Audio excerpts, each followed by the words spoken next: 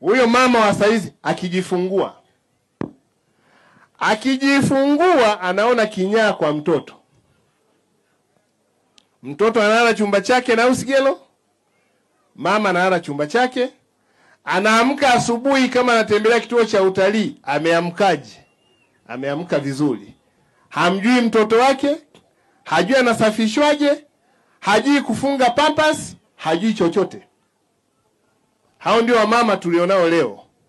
Kazi kubwa alionayo ni kupiga picha mtoto wake, kupeleka Instagram, kupeleka WhatsApp, kupeleka Facebook na kumweka kwenye status.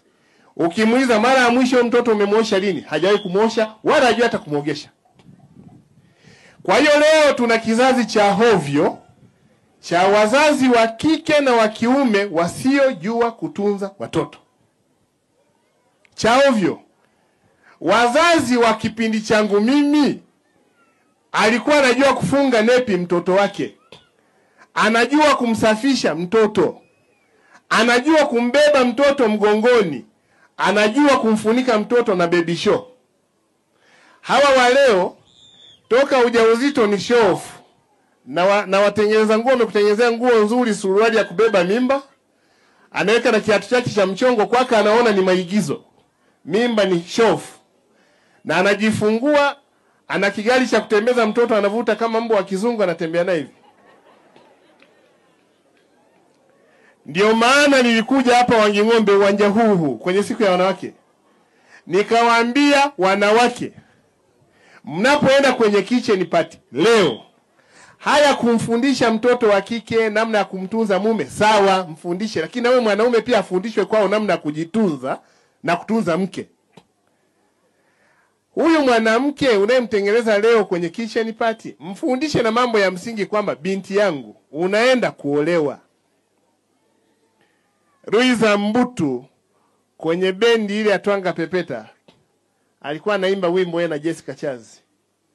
Kuolewa ni sheria, kuzaa ni majaliwa.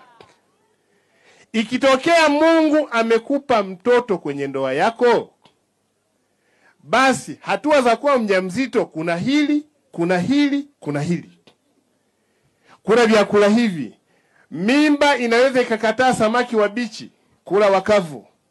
Inaweza ikakataa nyama mbichi, kula kavu. Inaweza ikakataa hiki, jaribu kula vyakula ambavyo vitakupa damu kwenye mwili. Kwa sababu utakapoenda kujifungua utapoteza pia damu. Uwe na nguvu za kusukuma mtoto. Mfunde huyu kwenye kitchen party. Ukienda kuzaa, utazaa, utahitajika kunyonyesha mwanao. Vyakula vya kukupa maziwa ni 1, ni 2, ni 3. Mtoto utajifungua, atapata joto lako, utamuogesha, utamsafisha, utamnyonyesha. Na vyakula vyake ataanza kutumia vyakula vya kujitegemea baada ya muda fulani. Mfunde binti yako kwenye kitchen party. Leo binti anajifungua, anaambiwa kunywa supu, anasema mimi sitaki kunenepa. Kwa hiyo hanywe supu. Matokeo yake kifua cha binti kinauma, hana maziwa, na anahitaji mtoto, anaona kwamba kunyonyesha, anaona aibu kunyonyesha. Anaona aibu. Kwa hiyo mtoto anaondoka kwenye joto la mama, anaondoka kwenye maziwa ya mama toka siku anazaliwa. Na huyu binti na mume wake wote wamekutana wahovyo, hakuna anafahamu lolote kuhusu mtoto. Wote unakutana mtu ameoa mwanamke mjinga na mke naye ameolewa na mwanaume mjinga. Kwa hiyo wajinga wawili wamekutana, wanaacha mtoto nyumbani, wanaondoka wajinga wawili wanaenda bar.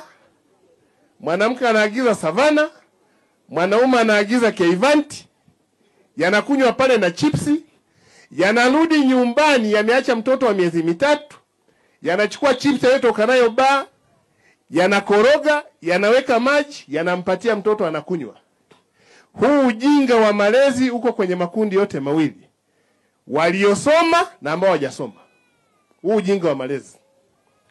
Ni lazima mafundisho ya malezi yawepo kwenye kanisa, kwenye msikiti. Hawa wanandoa wanapoanza kufundishwa mafundisho ya ndoa, wasikalili tu kutafuta gauni nzuri la ndoa, shera nzuri, kiatu kizuri, wanaenda kutafuta pete za ndoa za milioni 10. Hajui lolote kuhusu malezi ya mtoto, mjinga tu. Yeye mme na mke wote wajinga.